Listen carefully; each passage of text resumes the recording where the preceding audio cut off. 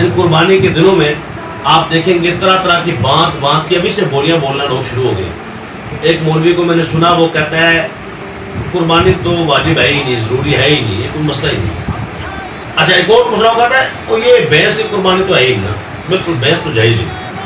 ایک اور مولوی کو سنا، وہ کہتا ہے وہ 3 دن نہیں 4تھے دن بھی قربانی کر لیا کرو۔ ایک اور کو سنا تو وہ کہنے لگا قربانی سے 2 دن پہلے بھی اگر کوئی بیمار ہو جائے نا جانور، اسے بھی قربان کر دو اور قربانی والے دنوں میں اس کا گوشت بانٹ دو، قربانی ہو جائے گی تو آگے۔ لیکن کعبہ کے رب کی قسم ہے، نجد سے لے کر جہنم تک جو یہ فکریں ہیں انہیں ہم زمین بوس کر دیں گے، اور فکر اعلیٰ حضرت جو قرآن و سنت کی فکر ہے اس کا فریرہ چاہ دانگے عالم میں لہرا کے دم لیں گے۔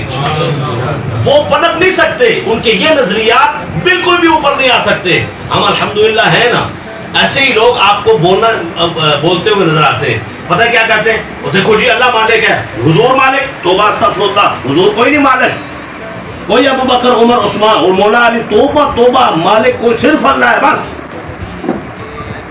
للہ میراث السماوات والارض، زمین و آسمان کا وارث وہ ہے، مالک وہ ہے، اس کے علاوہ ملکیت ہے ہی نہیں، بالکل کوئی مالک نہیں ہے۔ تو ہم پھر یہ کہتے ہیں اچھا مالک کوئی بھی نہیں ہے، یہ جو بکرا آپ نے پکڑا ہوا یہ کیا ہے؟ یہ قربانی یہ ہے کس کا؟ یہ میرا ہے۔ میں نے کہا اس کا مالک؟ کہتے ہیں اس کا مالک میں ہوں۔ بکرے کا مالک اپنے آپ کو خود بتاتے ہیں، گائے کا مالک اپنے آپ کو خود بتاتے ہیں۔ بھئی یہ گھر کس کا؟ اس کا مالک میں ہوں۔ یہ پلاٹ کس کا؟ اس کا مالک میں ہوں۔ یہ دکان کی ہے، اس کا مالک میں ہوں۔ کیسے بے وقوف ہو، پلاٹ کے مالک اپنے آپ کو بتاتے ہو، دکان کا مالک اپنے آپ کو بتاتے ہو، اور جناب والا گھر کا مالک اپنے آپ کو بتاتے ہو، اور مدینے والے کو کہتے ہو کسی شے کا بھی مالک نہیں۔ اسماعیل دہلوی نے اپنی کتاب تقویت الایمان کہ محمد یا علی جس کا نام ہے وہ کسی چیز کے مالک و مختار نہیں، تم ہر شے کے مالک، وہ کسی چیز کے بھی مالک نہیں۔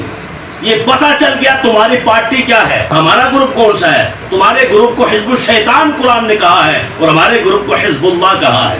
کہ قرآن یہ کہتا ہے ذاتی مالک صرف اللہ ہے، عطائی مالک مصطفیٰ بھی ہیں، اور مصطفیٰ کے صحابہ بھی ہیں، مصطفیٰ کے اہل بیت بھی ہیں، اولیاء اللہ بھی ہیں۔ جیسا کہ اللہ فرماتا ہے ان الارض للہ یورثها من یشاء من عباده والعاقبۃ للمتقین۔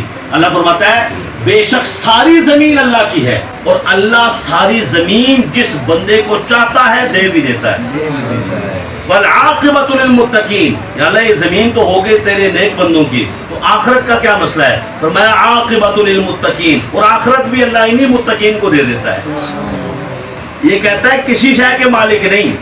اہل سنت کہتے ہیں قرآن پڑھو مگر پورا پڑھو، پورا پڑھو گے تو تمہیں پتہ چلے گا جہاں فرمایا کوئی مالک نہیں، مطلب ذاتی کوئی مالک نہیں، جہاں فرمایا گیا ہے یہ زمین ہم نے نام لگا دی ہے، وراثت لکھ دی ہے ولیوں کے لیے، اللہ کے نیک بندوں کے لیے، اور آخرت بھی نیک بندوں کے لیے، وہاں عطائی ملکیت دی گئی ہے۔ ذاتی اللہ مالک ہے، عطائی بندے بھی مالک ہے جنہیں اللہ نے بنایا۔